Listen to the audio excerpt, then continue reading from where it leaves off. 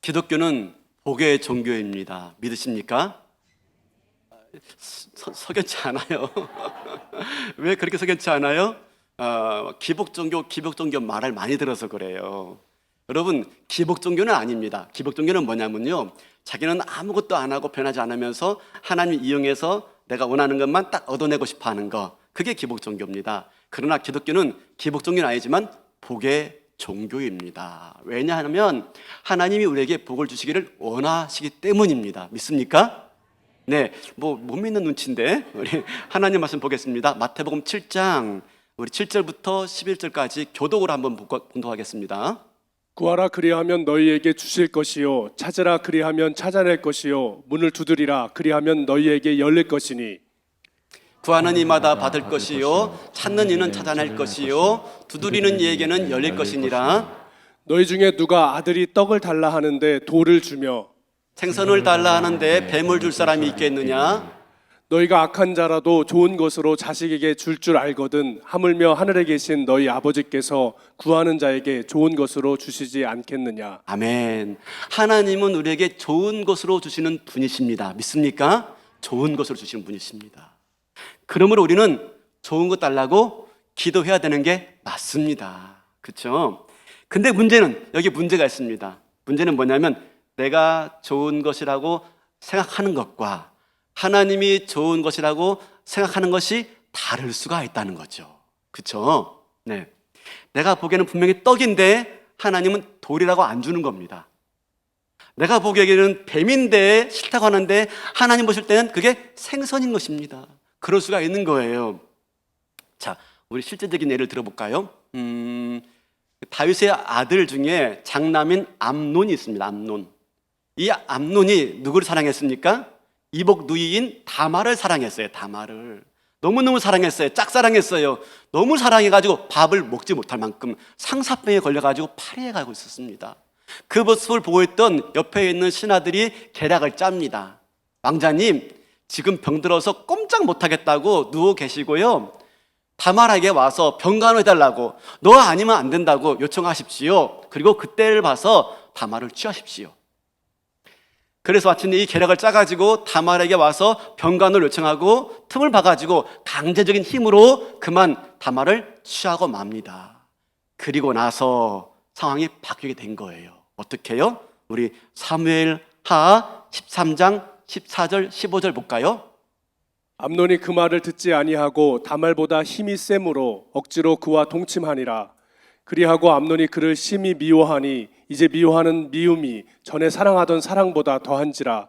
암논이 그에게 이르되 일어나 가라 하니.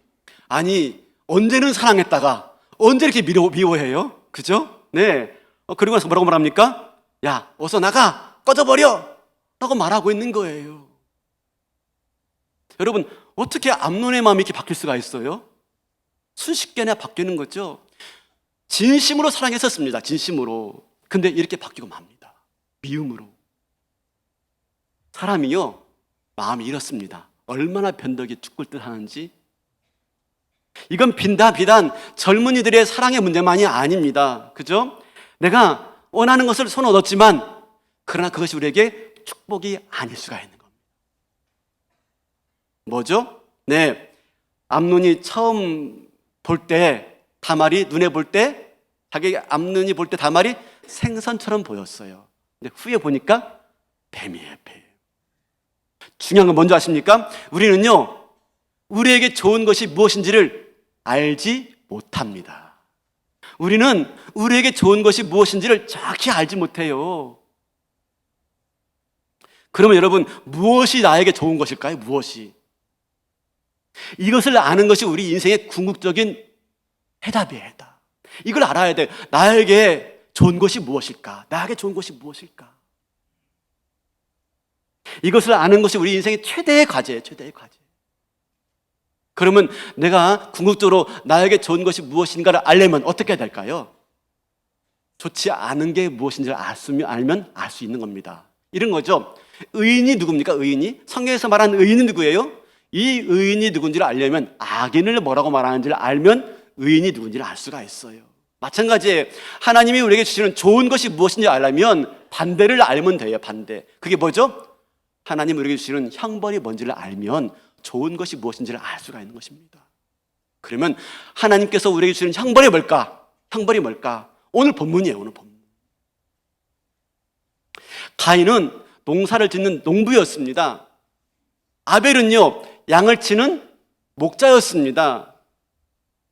그들이 각자 자기가 가지고 있는 것을 가져 나와서 하나님께 예물 드렸습니다. 그죠? 가인은 곡식으로, 아벨은 양으로. 그런데 이상한 일이 발생한 것입니다. 하나님이 가인의 제물을 받지 않으시고요, 아벨의 제물만 받으신 것입니다. 그 이유는 여기 설명할 수가 없고요, 성경 통독반 나오시면 다 설명해 드립니다. 이미 설명한 얘기입니다. 이것은요. 그러니까 가인이 화가 났어요. 화가 났어요.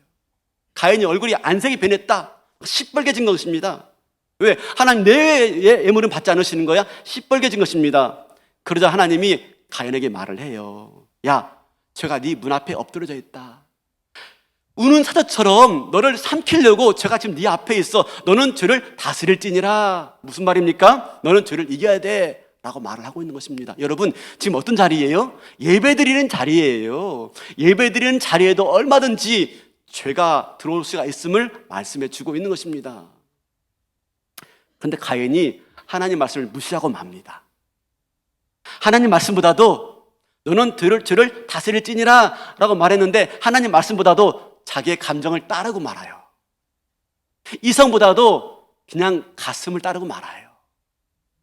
그래서 동생을 쳐 죽이니라. 여러분, 죄의 권세가 얼마나 큰 줄 아세요? 죄의 권세에 한번 붙들리면 우리는 헤어나올 길이 없어요.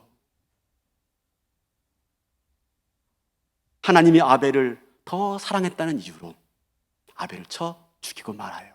어디에서? 예배의 자리에서. 이게 죄의 권세예요. 얼마나 무서운지. 하나님이 이 일을 알고 가인을 찾아요. 가인아, 네 아우 아벨이 어디 있느냐? 그러니까 가인이 뭐라고 말합니까? 내가 아벨을 지키는 자입니까? 내가 양을 치듯이, 양을 돌보듯이 내가 아벨을 기르는 목자입니까?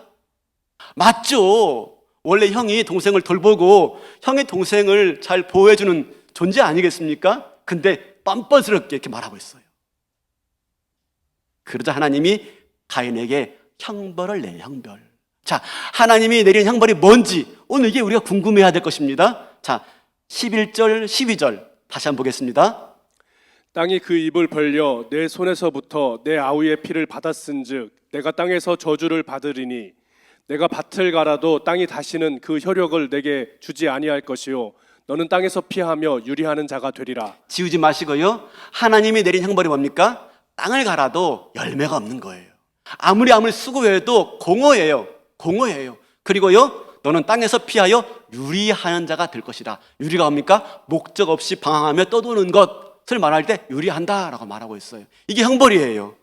좀 이상하죠? 아니, 뭐 저게 형벌일까? 근데 여러분, 이게 형벌이기 때문에 가인이 이렇게 반응합니다. 13절 14절. 가인이 여호와께 아뢰되 내 죄벌이 지기가 너무 무거우니이다. 주께서 오늘 이 지면에서 나를 쫓아내시온즉 내가 주의 낯을 배웁지 못하리니 내가 땅에서 피하며 유리하는 자가 될지라. 물은 나를 만나는 자마다 나를 죽이겠나이다. 지금 자기에게 주는 죄벌이 너무 크다는 거예요. 그리고 또 뭐라고 말합니까? 안전에 불안함을 느끼니 나를 좀 보호해 주세요 라고 말을 합니다. 그래서 하나님께서요 15절에 약속을 해 주십니다. 잊지 않겠습니다. 네, 내가 너를 보호해 줄게. 절대 사람들이 널 해하지 않도록 내가 널 지켜줄게 약속을 해요. 그러면 이제 가인에게 남은 형벌이 뭡니까? 형벌? 안전은 보호해 줬어요. 근데 해결되지 않은 형벌이 있어요. 남은 형벌이 있어요. 그게 뭐죠? 유리하고 방황하는 것. 그렇죠? 유리하고 방황하는 것. 여러분, 이게 왜 형벌이 될까요? 삶의 목적을 빼앗겨 버린 겁니다. 살아야 될 이유를 빼앗겨 버린 거예요. 삶의 이유가 없어요. 하나님이 우리에게 내리는 형벌이 뭐냐면 다른 게 아닙니다. 삶의 목적을 잃어버리는 것, 삶의 의미가 없는 것, 그게 뭐라고요? 그게 형벌입니다. 형벌. 다른 게 형벌이 아니에요. 공허하고 의미가 없는 인생을 살게 만드는 것. 이게 얼마나 무서운 형벌이냐면 이 형벌을 피하고자 가인이 어디로 갑니까? 16절, 17절 볼까요? 재밌어요. 가인이 여호와 앞을 떠나서 에덴 동쪽 놋 땅에 거주하더니 아내와 동침함에 그가 임신하여 에녹을 낳은지라. 가인이 성을 쌓고 그의 아들의 이름으로 성을 이름하여 에녹이라 하니라. 에덴 동쪽 놋 땅에 가서 뭘 쌓아요? 성을 쌓아요. 성을 쌓는 건 뭐죠? 하나님이 그래 내가 너 안전하게 해줄게, 네 생명 보호해줄게 약속했지만 약속을 못 믿어요. 내가 나를 지켜야지. 성을 쌓아요. 그리고 그 성 안에다가 자기가 벌어서 수고한 모든 것들을 쌓아요. 자꾸 쌓아요. 부도 쌓고 재산도 쌓고 모든 걸 쌓아요. 근데 여러분 잘 보세요. 그 땅이 어떤 땅입니까? 그 땅이 16절에 보니까 놋 땅이라고 해서 놋 땅. 근데 놋 앞에 조만한 글씨로 1 써 있어요. 1 쭉 내려가니까 유리함이라고 써 있어요. 유리함. 자 보세요. 하나님이 가인이 아벨을 죽였을 때 내린 형벌이 무엇입니까? 12절 너는 땅에서 피하여 유리하는 자가 될 것이다. 유리하는 자. 그가 유리하는 자가 되어서 어떻게든지 자기의 삶을 스스로 도모하려고 성을 쌓았지만 그리고 성에다가 모든 걸 쌓아 올렸지만 결국 뭡니까? 피할 수가 없어요. 유리 방황을 피할 수가 없는 것입니다. 그 땅이 뭡니까? 놋 땅. 놋 땅 위에다가 성을 쌓아요. 놋 땅에다가 모든 걸 쌓는 것입니다. 명예를 쌓고 권세를 쌓고 재산과 부를 쌓아요. 그러나 그 인생은 뭡니까? 공허합니다. 의미가 없어요. 목적이 없어요. 하나님을 떠난 인생이 그래요. 하나님 떠난 인생 목적이 없어요. 삶에 의미가 없어요. 뭘로 채우려고 합니까?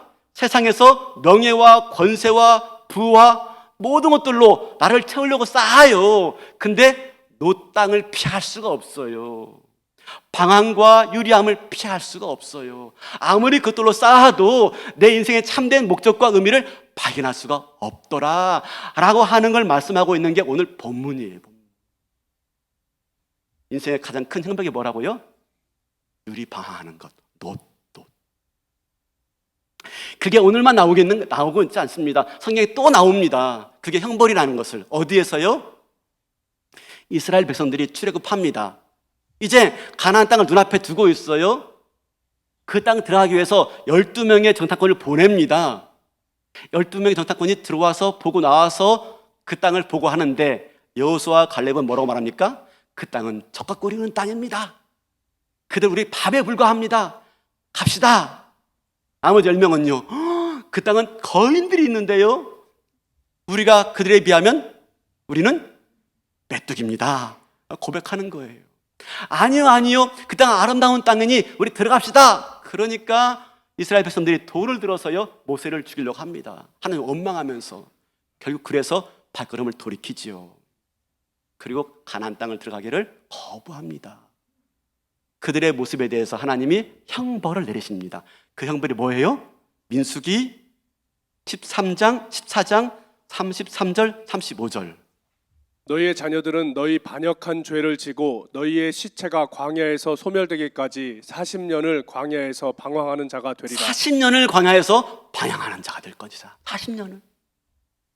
그들의 시체가 다 소멸될 때까지 광야에서 뭐 하는 자가 됩니까? 유리 방황하는 자. 그게 뭐라고요? 형벌이에요, 형벌. 목적도 없이 삶의 의미가 없이 40년 동안을요 뺑뺑뺑 도는 거예요. 그게 뭐라고요? 그게 하나님께서 우리 인생에게 주신 형벌이에요. 삶의 목적과 의미를 빼앗아 버리는 것입니다. 아무리 다른 것으로 채우려고 하더라도요 그건 우리에게 진정한 목적과 의미가 되지 못해요. 놋 땅이라니까요. 놋 땅에 세워진 거라니까요. 빅터 프랭클 아시죠? 나치 수용소에서 살아남은 사람. 이 정신과 의사인데요 심리학이기도 하고요. 이분이 쓴 글들을 보면 이렇게 말을 합니다. 나치 수용소에서 그 참혹한 시간들을 견뎌낸 사람과 그렇지 않은 사람의 차이는 한 가지밖에 없습니다. 그죠? 한 가지밖에 없습니다. 뭡니까? 삶의 의미를 가진 사람과 그걸 잃어버린 사람뿐입니다. 삶의 의미를 가진 사람은요, 삶의 의미와 목적이 있는 사람은요, 그렇게 힘든 수용소의 생활을 견뎌내더란 것입니다. 그러나 삶의 의미와 목적이 없는 사람은요, 그냥 죽어버리고 말더래요. 사랑하는 성도 여러분, 삶의 의미가 얼마나 중요한지를 말씀해 주고 있는 거예요. 달라스 윌라드라는 미국의 아주 유명한 신학자이면서 목사님이 이런 말을 남겼어요. 네, 볼까요 같이? 네. 의미는 우리에게 사치품이 아니다. 그것은 우리의 영혼을 살아있게 하는 영적 산소와 같은 것이다. 멋지지 않아요? 우리 같이 한번 다시 한번 읽어볼까요? 시작. 의미는 우리에게 사치품이 아니다. 그것은 우리의 영혼을 살아있게 하는 영적 산소와 같다. 이런 건 좀 적어두세요. 삶의 의미는 사치품이 아니에요. 그건 내 영혼을 살아있게 하는 영적 산소와 같은 겁니다. 믿습니까? 그걸 잃어버리는 게 형벌이에요. 형벌. 그러면 이제 답이 나왔어요. 여러분, 하나님이 우리에게 주신 가장 좋은 게 뭘까요? 축복 중에 축복이 뭘까요? 뭐죠? 삶의 의미와 목적입니다. 목적. 한마디로 말하면 소명의식. 내가 부르심 받은 이유와 목적을 말하고 있는 거예요. 내 인생에 모든 걸 다 드려도 내 인생에 아깝지 않은 삶의 이유와 목적이 있습니까? 그걸 우리가 갖고 있다면 그게 축복인 줄로 믿습니다. 다른 게 축복이 아니에요. 그거 없이 다른 것으로 많이 채우려고 해봤자 진정한 삶의 행복이 없어요. 무엇이 인생에 가장 좋은 것인지, 그렇죠? 그걸 깨달은 사람이 바로 누구냐면 사도 바울이에요. 사도 바울의 고백을 한번 볼까요? 우리 디모데전서 1장 12절 14절입니다. 나를 능하게 하신 그리스도 예수 우리 주께 내가 감사함은 나를 충성되이 여겨 내게 직분을 맡기심이니 내가 전에는 비방자요 박해자요 폭행자였으나 도리어 긍휼을 입은 것은 내가 믿지 아니할 때에 알지 못하고 행하였음이라. 우리 주의 은혜가 그리스도 예수 안에 있는 믿음과 사랑과 함께 넘치도록 풍성하였도다. 주의 은혜가 그리스도 예수 안에 있는 믿음과 사랑과 함께 넘치도록 풍성하대요. 왜요? 하나님이 나를 충성되이 여겨. 그렇지 않았다면은 비방자요 박해자요 폭행자였지만 나를 충성되이 여겨 주의 복음을 맡겼기 때문에 내가 감사하나이다. 삶의 의미와 목적을 예수 안에서 발견한 거예요. 그러니 내가 감사하고 내가 기쁩니다.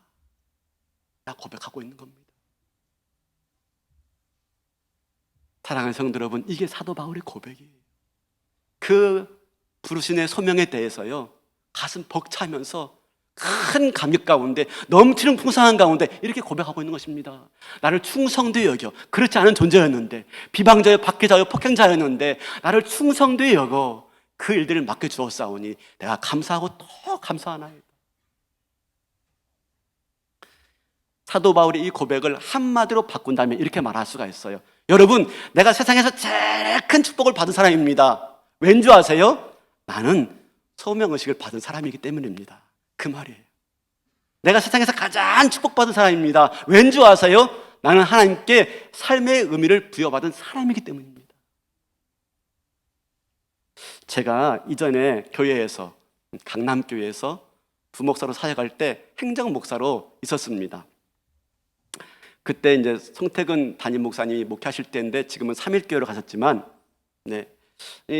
제가 이제 행정목사로서 교역자들을 대표하고 또 직원들을 또 잘 섬겨야 되는 참 그런 일을 하고 있었어요. 많이 힘들었죠. 근데 어느 날 이제 어느 해에 송태근 담임 목사님께서 안식월을 가시겠다라고 한 겁니다. 안식월을 저도 올해 갔다 옵니다. 잠깐 자리를 좀 비우겠습니다. 그러면서 안식일을 떠나시게 되었는데, 안식일을 떠나시기 전날 저를 불렀습니다. 목양실로 가봤더니요, 목양실 분위기가 좀 이상해요. 불을 다 꺼놓고요, 스탠드만 딱 켜놓은 겁니다. 스탠드만. 분위기가 엄숙하잖아요. 그래서 딱 부르시는데 박 목사라고 부르는 겁니다. 목사님이 저를 부를 때요, 병만아 라고 부르지 그렇게 안 불렀는데 그날따라 박 목사라고 부르는 거예요. 그러시면서 채선산을 딱 열면서 도장을 꺼내주시는 거예요. 이거 교회 대표자 직인이야. 이거 함부로 찍으면 큰일 나. 함부로 찍으면 교회 날아갈 수가 있어. 그러니 절대로 함부로 찍지 말고 잘 복원하고 있다가 내가 말하는 것만 찍어야 돼요? 라고 말하는 것입니다. 그걸 저한테 전해주시는 거예요. 여러분, 그걸 딱 받아들이는 순간 제 마음이 어떻겠습니까? 두 가지예요. 이걸 어떻게 보관하지? 이걸 어떻게 보관하지?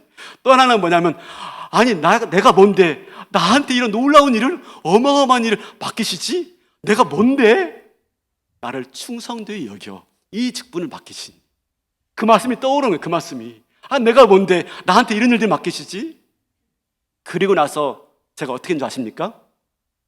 책상 서랍에 가장 깊숙한 곳에, 은밀한 곳에 숨겨놓고요, 목사님 안식년 떠난 다음에 목사님이 빈자리가 티가 나면 안 되겠다, 목사님이 떠난 자리가 표가 나면 안 되겠다 싶어서 얼마나 열심히 살겠는지 모릅니다. 새벽에 나가가지고 밤늦게 들어왔어요. 집은요, 잠자는 곳 그 이상도 그 이하도 아니었어요. 열심히 사역했지만 여러분 아십니까? 하나도 힘들지 않았어요. 하나도 어렵지 않았어요. 물론 여러분 생각해 보세요. 그 교역자들, 그 20명 이상을 되는 사람들, 다 해야 되고, 또 직원들 다 이걸 달려야 되고, 또 선교원까지 관리해야 되는데 그게 쉽겠습니까? 목사 안 가신 자리에 또 당회까지 들어가가지고 당회자로 다 만들어가지고 드려야 되는데 그게 쉽겠습니까? 근데 여러분, 저는요 너무 기뻤어요. 힘들고 어려웠지만 목사님이 그 일을 저에게 맡겼다는 것, 그 자체가 너무너무 기뻤어요. 그래서 피곤하지만 피곤한 줄 모르고, 힘들지만 힘들 줄 모르고, 어렵지만 어려운 줄 모르고 그들 열심히 감당했습니다.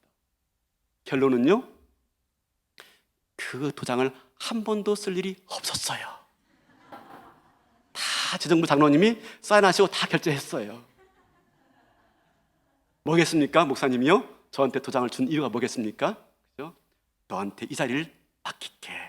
이 자리를 내가 맡길게. 네가 잘 감당해야 돼. 그 하나에 저는 정말 가슴 터질 듯 뜨거운 마음 가지고요, 그 빈자리를 메꾸려고 수고하고 노력했지만 피곤함을 모르고 벅찬 기대와 감격과 감사 가운데 그 일들을 감당했던 기억이 있습니다. 사랑하는 성도 여러분, 내게 맡겨준 소명이 있을 때요, 살아가는 삶이 다릅니다. 아무리 피곤해도 피곤하지가 않아요. 아무리 어려워도 어렵지 않아요. 아무리 정말 짜증나도요, 물론 그 순간 짜증나지만 나한테 맡기는데 그 일을요, 다른 수군도 아니고 감당할 수가 있는 힘과 용기가 주어지는 것이지요. 사도 바울이 그래서 이렇게 고백합니다. 우리 사도행전 20장 23절 24절 볼까요?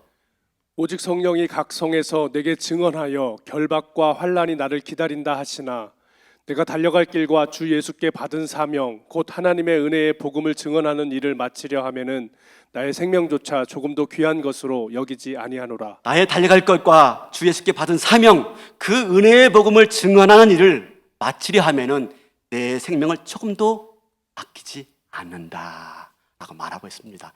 사명이 너무 큰 거예요. 그게 너무 귀한 거예요. 맡겠다는 것은 너무 가슴 벅찬 거예요. 그 일들을 감당하려는 데는요, 내 생명을 조금도 아깝지 않다라고 고백하고 있는 겁니다. 얼마나 크면, 얼마나 가슴 벅차면. 사랑하는 성도 여러분, 무엇이 축복입니까? 그렇죠? 내가 살아야 될 삶의 이유, 목적, 나를 부르신 하나님의 이유와 목적, 이것이 하나님이 우리에게 주시는 가장 좋은 것이며 축복 중에 축복인 줄로 믿습니다. 이걸 발견하셔야 돼요. 마지막으로 이 소명을 따라 산 사도 바울의 마지막 모습, 우리 마지막으로 한번 볼까요? 디모데후서 4장 6절 8절입니다. 전제와 같이 내가 벌써 부어지고 나의 떠날 시각이 가까웠도다. 나는 선한 싸움을 싸우고 나의 달려갈 길을 마치고 믿음을 지켰으니 이제 후로는 나를 위하여 의의 면류관이 예비되었으므로 주 곧 의로우신 재판장이 그날에 내게 주실 것이며 내게만 아니라 주의 나타나심을 사모하는 모든 자에게 도니라. 떠날 시각이 가까웠다. 이제 자기 죽음이 눈앞에 와서 맙니다. 근데 뭐라고 말합니까? 나를 위하여 의의 면류관이 준비되었으므로 의로우신 재판장이 나에게 주실 것입니다. 행복해 보이지 않습니까? 내일 죽는데 이렇게 말하고 있습니다. 이게 뭐라고요? 소명 있는 사람의 모습입니다. 소명 있는 사람의 모습. 소명의식으로 살아가는 삶의 모습이에요. 사랑하는 성도 여러분, 우리 인생의 진정한 행복은 삶의 의미와 목적에 있다니까요. 저와 여러분은 어떤 삶의 의미와 목적이 있습니까? 다 다를 거예요. 그죠? 다 다를 거예요. 근데 있는 자리에서 나를 부르신 주님의 음성을 듣고 내 삶의 이유와 목적을 발견하는 것, 그것이 우리의 최대의 행복인 줄로 믿습니다. 조지 휘필드 목사님이 있었습니다. 미국의 부흥운동을 이끌었던 목사님인데요. 이분이 일주일에 40시간, 60시간 설교했던 분이에요. 3만 명 모아놓고 지금처럼 스피커도 마이크도 없는 때에 성대가 탁월하신 분이었어요. 근데 그분이 그렇게 복음 증거하다가 이제 나이가 많아가지고 연료해가지고요, 이제 수명을 다할 때가 되었습니다. 그날 또 이제 설교하러 올라오는 거예요. 강단으로 올라오는데 너무 막 힘없이 쓸 것처럼 올라오니까 그 옆에 있던 노신사가 이렇게 말했어요. 목사님, 지금 목사님이 가야 할 곳은 설교단이 아니라 침대 같은데요? 한 거예요. 쓰러질 것 같으니까. 그러자 목사님이 이렇게 말했대요. 네, 맞아요. 선생님 말이 맞습니다. 그러면서 이 목사님이 하늘을 향해서 이렇게 기도한 겁니다. 주님, 저는 지금 주님의 일에 지쳐있고 힘이 없습니다. 그러나 제 마음은 아직도 하등 실증을 느끼지 못하겠습니다. 제가 아직도 가야 할 길이 남았다면 나에게 힘 주시고 능력 주셔서 다시 한번 이 들판에서 주의 복음 전하게 하시고 영혼들의 마음속에 복음의 인을 치는 그 일들을 끝까지 감당할 수 있도록 힘 더해 주세요 라고 하고 올라가서 말씀 전하고 그 길로 목사님이 운명하세요. 전하세요. 마지막까지. 이 휘필드 목사님 남긴 말이 있잖아요. 우리가 많이 아는 내용인데요. 이렇게 고백합니다. 나는 녹슬어 없어지는 인생이 아니라 닳아 없어지는 인생이 되기를 원합니다. 멋있지 않아요? 녹슬어 없어지는 인생이 아니라 닳아 없어지는 인생. 부르심의 소망을 향해서 마지막까지 쓰임받고자 그렇게 감당했던 그 목사님의 모습을 우리가 지금 보고 있지 않습니까? 그렇죠? 여러분, 무엇이 행복한 사람입니까? 바로 소명의식이 있는 사람. 어떤 사람이 복된 사람입니까? 부르심의 이유와 목적을 아는 사람. 저와 여러분은 소명자인 줄로 믿습니다. 저와 여러분은 삶의 이유와 목적을 다 발견한 사람인 줄 믿습니다. 믿지요, 그죠? 우리는 소명을 다 받은 사람입니다. 첫 번째는 뭐냐면 구원으로 부르심 받은 사람입니다. 구원으로. 우리는 다 구원으로 부르심 받았어요. 두 번째가 뭐냐면요, 일과 주신 사명에 부르심 받은 사람입니다. 일과 사명에 부르심 받은 사람입니다. 여러분, 일터가 뭔지는 몰라요? 여러분의 일터의 일이 뭔지 다 다를 수 있습니다. 직급도 다르고, 그죠? 일의 직종도 다르고 다 다릅니다. 그러나 그 일의 의미는 딱 한 가지입니다. 뭡니까? 하나님을 위하여. 하나님을 위하여. 내가 직원일 수가 있고, 내가 상사일 수가 있고, 내가 부환자가일 수 있고, 내가 빈궁환자일 수 있고, 내 사업이 큰 사업일 수 있고, 작은 사업일 수 있고, 다 다릅니다. 근데 오직 한 가지입니다. 하나님을 위하여, 그 영광을 위하여. 여기서 말씀 전하는 모습만이 하나님 영광 구하는 게 아닙니다. 여러분의 있는 일터 위에서 하나님을 위해서 살아간다면 그게 부르심의 이유이고 그게 바로 소명인 줄로 믿습니다. 얼마 전에 제가 친구 목사님께 들은 얘기인데요. 코로나가 한참일 때 어떤 캠페인이 있었냐면은 선교사님에게 백신을 이라는 캠페인이 있었습니다. 아시죠? 선교사님들이 백신을 맞지 못하니까 선교사님 초청해가지고 백신 놔드리는 게 캠페인이었어요. 근데 그 일들 하고 있는데 한 여자분이 참여하신 거예요. 그 일에. 그리고 이제 고백을 하는데 그 사연을 말하는데 이분이 한 2달 전부터 선교와 선교사님을 놓고 기도하기 시작했대요. 근데 내가 뭔가 도움이 되고 싶다 하는 마음 가지고 기도하다가 자기는 별다른 재능과 자기는 별다른 능력이 없는 겁니다. 근데 가만히 보니까 뜨개질하는 기가 막히게 하거든요. 그래가지고 이 뜨개질로 해가지고 컵, 찻잔, 받침대 만들고 또 생활용품 만들어가지고 시장에 나가가지고 바닥에 쪼그려 앉아가지고 그걸 판매한 겁니다. 15만 원을 가져왔어요. 15만 원을. 별거 아니죠? 15만 원 가져왔어요. 근데 그분이 이제 그걸 드리면서 간증을 한 거예요. 간증을. 목사님, 제가 저를 위해서 뜨개질한 것을 가지고 나가서 시장 바닥에서 팔았다라면 저는 부끄러웠을 거예요. 그렇죠? 네, 부끄러웠을 거예요. 그러나 선교한다고 생각하니까, 선교사님들을 돕는다고 생각하니까 너무너무 기쁘고 행복했었습니다. 뭘 말하고 있죠?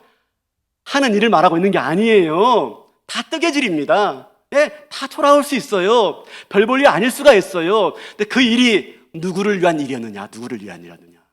자기를 위한 일이었으면 초라하고 볼품 없었을 것입니다. 하나님을 위한 일이다 생각하니까 기쁘고 행복했다라고 말하고 있습니다. 사랑하는 성도 여러분, 저와 여러분에게 어떤 일을 맡겼는지 몰라요. 그 일을 통해서 주님을 영화롭게 하고 주님의 복음을 더욱더 확장하는 아름다운 손길로 쓰임받는 저와 여러분 될 수 있길 바라겠습니다. 사는 이유가 있는 사람, 삶의 목적이 있는 사람, 뭘 하든지 간에 부르심 받은 그 이유와 목적으로 살아가는 사람, 그 사람이 복된 삶이고 행복한 삶인 줄로 믿습니다.